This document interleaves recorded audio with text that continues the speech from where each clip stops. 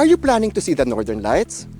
Chasing the Northern Lights isn't just about stumbling upon them serendipitously. It's about meticulous planning, astute preparation, and a touch of adventure. In this episode, I'll share with you 7 invaluable tips that will enhance your chances of catching a glimpse of this celestial spectacle and make your Norway adventure truly unforgettable. Watch until the end because I also have some photography tips to make sure you capture this magic of nature. But before we jump in, if you haven't already, do me a favor and hit the like button below. Subscribe to this channel and hit that notification bell. It will be divine and I will truly appreciate it. If you're new here, I am your Kuya John and you're watching Nordic Pinoy.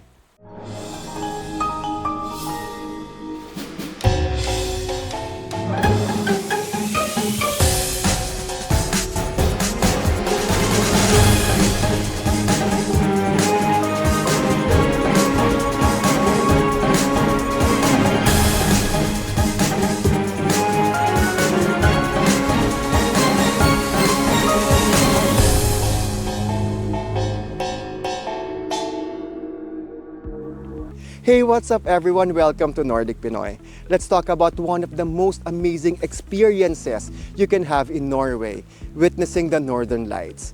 These mesmerizing lights, also known as the Aurora Borealis, are a result of charged particles from the sun interacting with Earth's magnetic field, painting the night sky with a kaleidoscope of colors. It's a dream for many, and Norway, with its stunning landscapes, clear skies, and proximity to the Arctic Circle, is one of the best places to witness this cosmic dance. But catching the Northern Lights isn't a stroke of luck, it's a well-planned adventure. Now, here's the part you've all been waiting for. Here are my top tips for catching the Aurora Borealis. First things first, plan your visit between September and March for the best chances of catching the Northern Lights' mesmerizing dance. Witnessing this celestial dance requires a combination of factors, including dark skies, clear conditions, and ample solar activity. So, here's the lowdown. While the nights aren't as long as in the winter months, September and October offer a unique opportunity to witness the Northern Lights. This is because the solar activity during these months is often high, providing a chance to catch a glimpse of the aurora's vibrant hues. As the winter season sets in, darkness becomes a constant companion, creating the ideal environment for the Northern Lights to appear. However, this period also brings increased chances of snow and cloud cover, which can obstruct the view of the aurora. March marks a transition from winter to spring, bringing longer daylight hours. While this may seem less favorable for aurora viewing, the solar activity is often high during this month, offering a last chance to catch the lights before the season ends. Now let's talk about picking the perfect spot because it's a game changer. Head north for the optimal Northern Lights experience. Places like Tromsø, Alta, Kirkenes, and Svalbard are renowned hotspots. If you're up for a bit of exploration, the Lofoten Islands, North Cape, or the Finnmark region offer not just stunning auroras but also a deep dive into Sami culture and perhaps even some reindeer sledding. Oh, and here's a pro tip to make sure you get the best view. Escape the city lights. Cars, buildings, signs, and that sun, they're the ultimate party crashers when it comes to the Northern Lights. Lucky for you, in most Norwegian cities, you don't need to be a world-class escape artist. A short hop to beaches or parks or large open spaces close to the city is all it takes to witness the Green Lady's mesmerizing dance without any unwanted interruptions. So pick your spot wisely, pack your cozies, and get ready for a front row seat to the cosmic spectacle. Keep your finger on the pulse of the weather using apps like Norway Lights or My Aurora Forecast and Alerts. Clear skies are your golden ticket to the light show, so dodge the clouds and rain with a bit of weather-savvy planning. For real-time updates, follow local guides and tour operators on social media. They're like your backstage pass to the celestial spectacle. Okay, let's address the cold because Norway can get seriously chilly. Layers are your best friends. Start with a cozy base layer of wool or synthetic material, add the middle layer of fleece or wool, and top it off with an outer layer that's both windproof and waterproof. Oh, and don't forget the essentials. Don't leave without a beanie, gloves, scarf, and warm boots.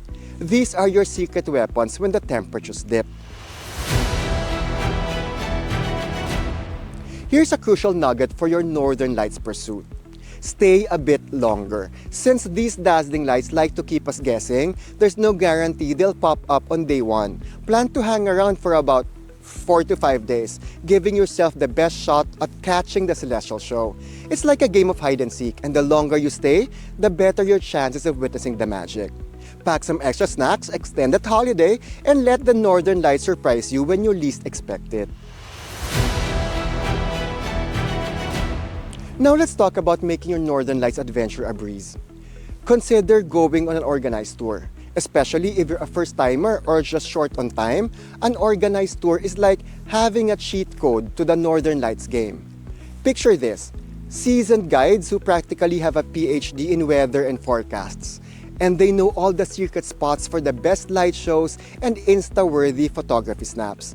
So, stick with the pros, find a reliable company with skilled guides, and let the Northern Lights show you their best moves hassle-free.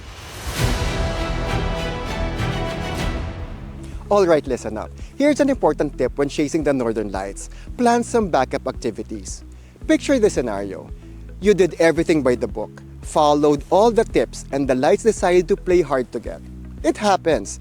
To dodge disappointment, don't put all your eggs in the Northern Lights basket.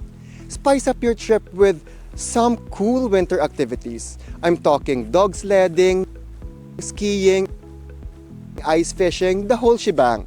And hey, if you're feeling a bit adventurous, how about some reindeer sledding? Plus, there's more to the north than just lights. Hit up the Arctic Cathedral, swing by the Polar Museum, or groove to the beats at various music and film festivals. Trust me, keeping your options open is like having a secret box of chocolates, a delightful surprise when you least expect it. So plan that backup fun and let your Northern Lights adventure unfold, whether the lights decide to join the party or not. Now on to capturing the magic. Bring a camera and a tripod for those Insta-worthy shots.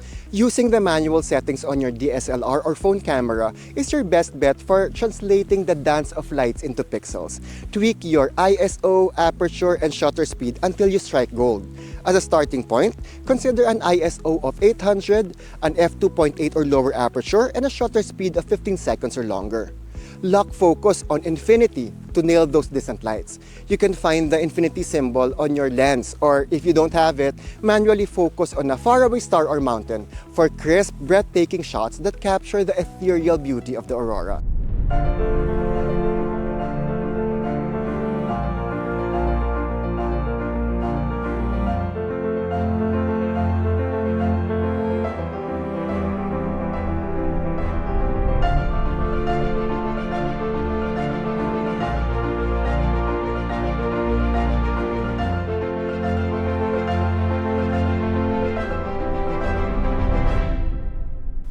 Well, there you have it, adventurers. 7 tips to make your Northern Lights chase in Norway unforgettable. If you've got your own tips or experiences, drop them in the comments below. And as always, don't forget to give this video a thumbs up if you enjoyed it. Subscribe for more content, ring that notification bell to stay updated, and share it with your friends. Until next time, happy chasing, and may your skies be clear and your camera batteries charged. I'm your Kuya John, never stop learning, and see you in the next one.